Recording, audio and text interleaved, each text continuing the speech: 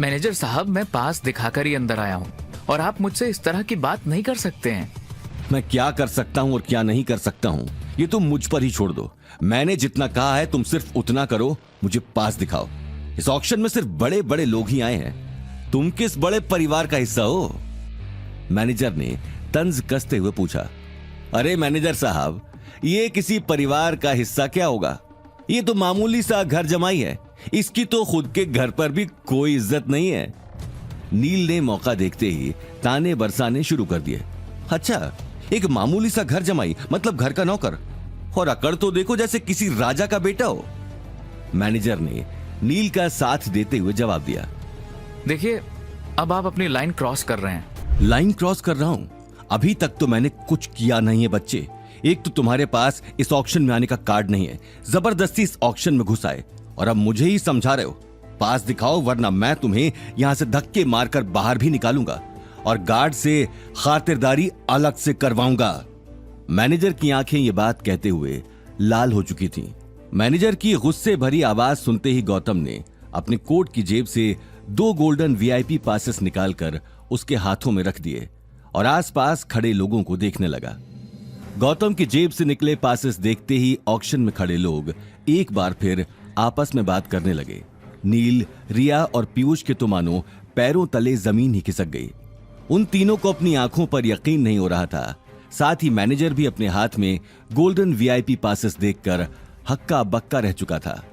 मुझे समझ में नहीं आता कि आप इतना बड़ा ऑक्शन संभाल रहे हैं और यहाँ आने वाले गेस्ट के साथ बात करने की तमीज भी नहीं है आपको। आपको यही सिखाया गया है? यही ट्रेनिंग दी गई है? गौतम ने मैनेजर की आंखों में आंखें डालकर अपनी बात कही। मैनेजर को उसी वक्त मोबाइल में वीआईपी गेस्ट की लिस्ट में गौतम और अनिल का नाम देखकर अपनी गलती का एहसास हो चुका था। वो गौतम से आंखें नहीं मिला पा रहा था। सॉरी गौतम सर, मुझसे बहुत बड़ी गलती हो गई। मुझे पता नहीं था, मैंने न जाने क्या क्या कह दिया आपको। मैनेजर ने लो टोन में जवाब दिया। मैनेजर की बात सुनकर नील और रिया हैरानी से एक दूसरे को देखने लगे। वहीं नील तो गुस्से में लाल पीला हो चुका था। Gautam sir, seriously? अब ये क्या मजाक है? ये फटीचर पता नहीं कहां से पासेस चोरी करके ले आया और आप? अबे ओ घर जमाई, साफ साफ कहो, कहां से लाए हुए पासेस? नील ने गुस्से में कहा। तुम्हारी बात का जवाब देना मैं जरूरी नहीं समझता नील। तुम्हें जितना भौंकना है भौंक लो। ये बात सुनते ही नील ने अपनी बाहें चढ़ा ली। वो गौतम को मारने के लिए आगे बढ़ चुका था, लेकिन पीयूष ने मौका देखते ही उसका हाथ पकड़कर उसे पीछे खींच लिया। नील, होश में काम लो, ये ऑक्शन है और हम यहाँ लड़ाई नहीं कर सकते। खामखा हमारे ऊपर केस हो जाएगा। भूलो मत, हमारे साथ रिया भी आई है। फिलहाल छोड़ो इसे, पीयूष ने समझाते हुए कहा। रिया का नाम सुनते ही नील पीछे हट गया, लेकिन उसकी आंखें सिर्फ गौतम पर ही टिकी थीं। गौतम ने नील को गुस्से में देखकर आगे कुछ नहीं कहा, लेकिन उसी वक्त अनिल बाथरूम से वापस आ गया और बाहर लगे जमावड़े के बीच खड़े गौतम के पास चला गया। डैडी जी, चलिए अंदर चलते हैं। नहीं, घर वापस चलो गौतम बेटा, अनिल ने आते ही कहा। गौतम अनिल की बात से हैरान हो गया। पर डैडी जी क्यों? आपका कितना मन था। नहीं बेटा, मैंने वॉशरूम से सारा हंगामा सुन लिया था। हम यहाँ आए तो सही, लेकिन हमारी सच में यहाँ आने की कोई हैसियत नहीं है। मैं यहाँ बोली लगाना तो दूर, खड़ा रहना भी अफोर्ड नहीं कर सकता। सब जानते हैं हमारी असली औकात क्या है। हमें अपना सर ऊपर करके अंदर नहीं जा पाऊंगा, इंजॉय नहीं कर पाऊंगा। प्लीज चलो घर, अनिल ने दुखी मन से जवाब दिया। अनिल का चेहरा पूरी तरह से उतर चुका था। रिया और नील भी अब उससे नजरें नहीं मिला पा रहे थे। लॉबी में एक अजीब सा सन्नाटा छा चुका था। तभी गौतम ने उसी वक्त मैनेजर से पासेस ले लिए और उन्हें डस्टबिन में फेंक दिया।